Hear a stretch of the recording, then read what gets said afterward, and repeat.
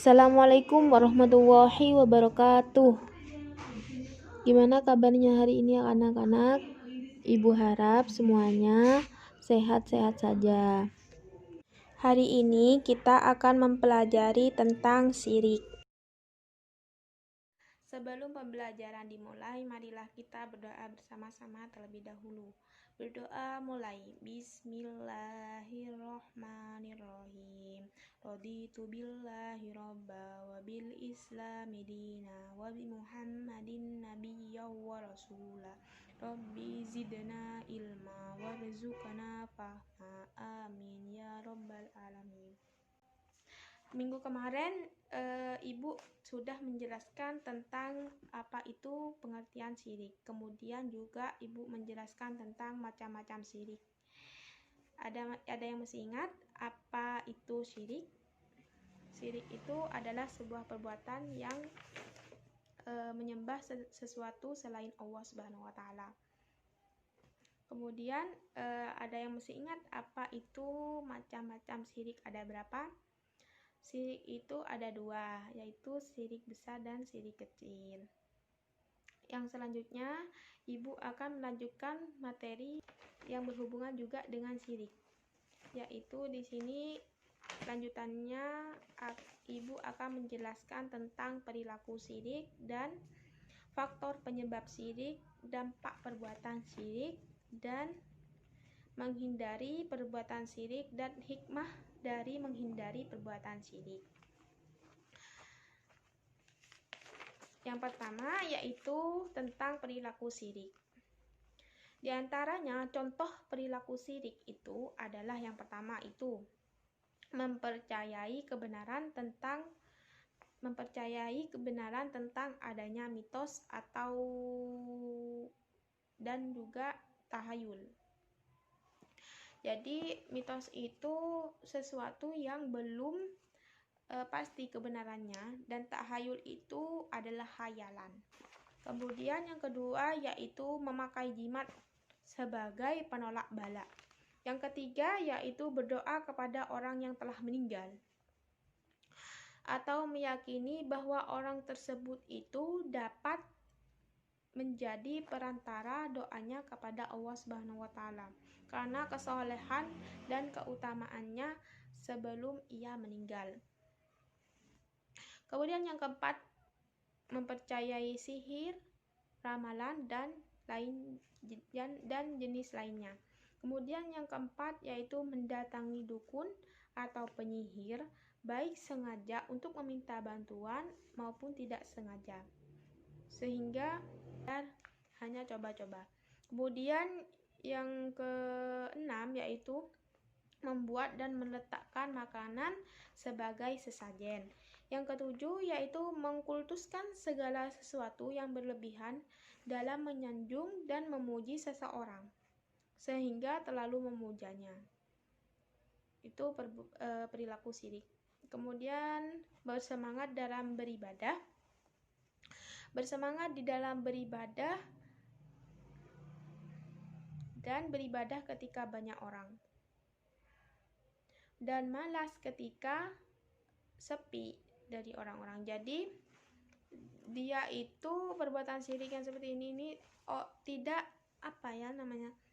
tidak bertujuan, beribadahnya itu tidak bertujuan hanya khusus kepada Allah, akan tetapi dia itu hanya ingin memperlihatkan beribadahnya kepada orang-orang sekitar. Kemudian yang terakhir yaitu hatinya tidak akan merasa tenang karena hati nuraninya menentang perbuatannya. Kemudian yang kedua di sini ada faktor penyebab syirik. Faktor penyebab menuju kesyirikan yaitu di antara lain yang pertama yaitu sombong dan angkuh, yang dapat membuat seseorang itu tertutup hatinya untuk menerima kebenaran yang ada, sehingga mengakibatkan seseorang itu terjerumus dalam hal kesesatan, kemusyrikan. Kemudian yang kedua, mementingkan kehidupan yang bersifat duniawi, sehingga hidupnya itu hanya disibukkan kepada hal-hal yang duniawi saja, sehingga dan juga melupakan tujuan kita di bumi ini hanya sementara, yaitu harus kita fokuskan kepada akhirat. Dia itu hanya mencari kesenangan duniawi dan melupakan akhiratnya.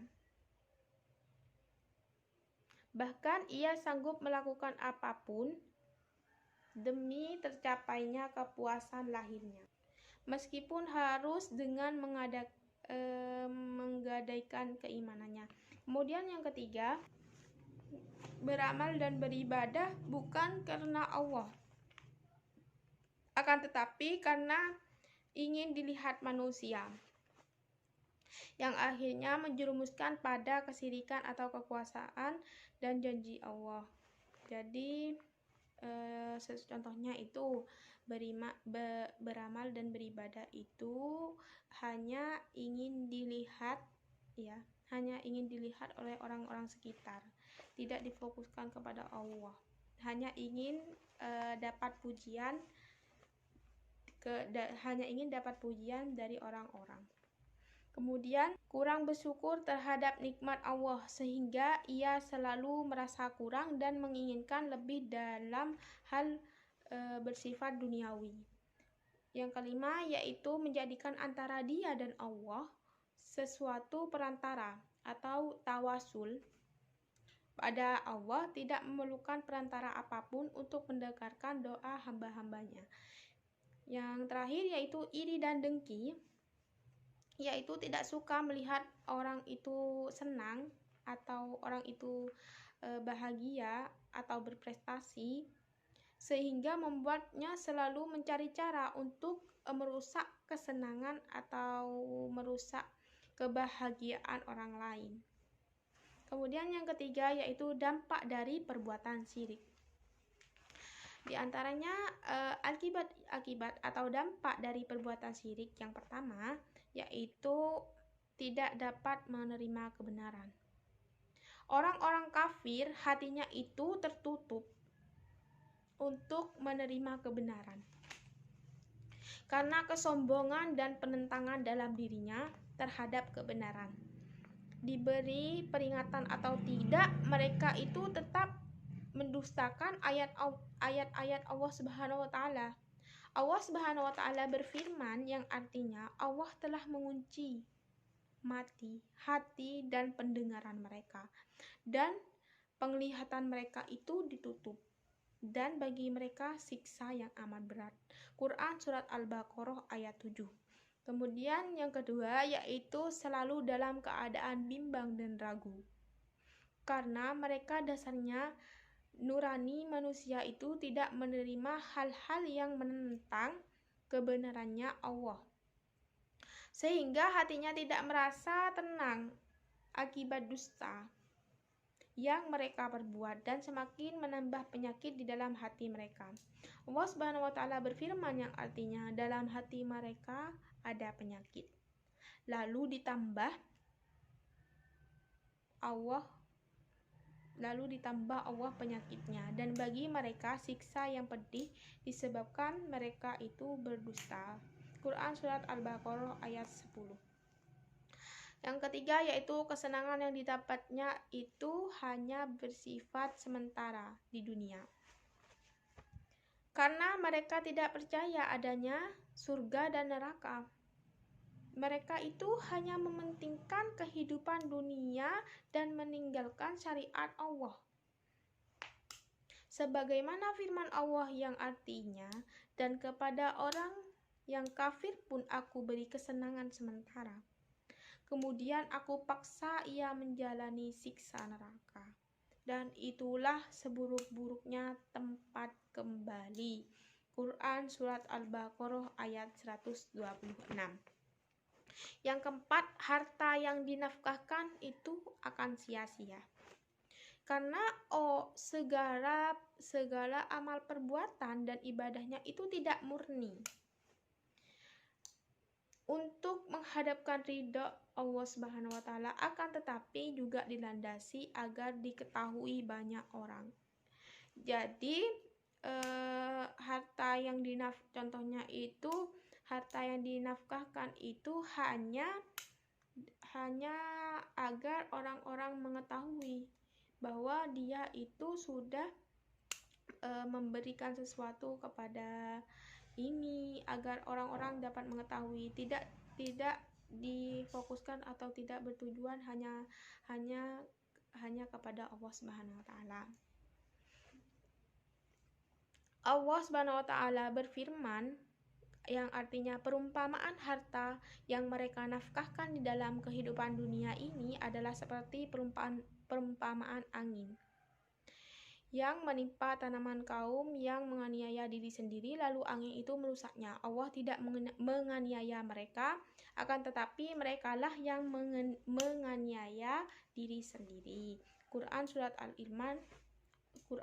Al-Imran ayat 117.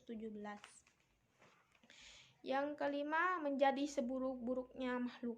Kemudian seseorang di sisi Allah dinilai dari iman dan takwanya. Sebaliknya, orang-orang musyrik dan kafir itu dan ingkar kepada Allah menjadi seburuk-buruknya makhluk di sisinya. Bahkan mereka dinilai lebih rendahnya dalam dan sesat daripada binatang. Kemudian yang keenam, menjadi musuh Allah. Mereka itu menjadi musuh Allah karena perbuatannya yang mereka lakukan itu merupakan perbuatan yang dimurkai oleh Allah Subhanahu wa taala. Yang ketujuh, mendapatkan siksa di neraka. Seburuk-buruknya tempat kembali manusia di akhirat adalah neraka. Termasuk orang yang syirik kepada Allah. Semuanya itu didapatkan akibat perbuatannya sendiri ketika di dunia. Yang keempat yaitu menghindari perbuatan syirik.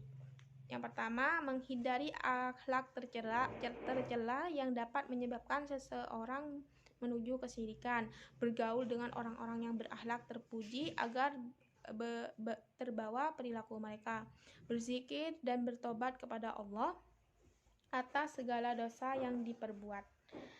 Mengingat pedih azab neraka sehingga takut untuk berbuat sesuatu yang dimurkai oleh Allah Subhanahu wa taala.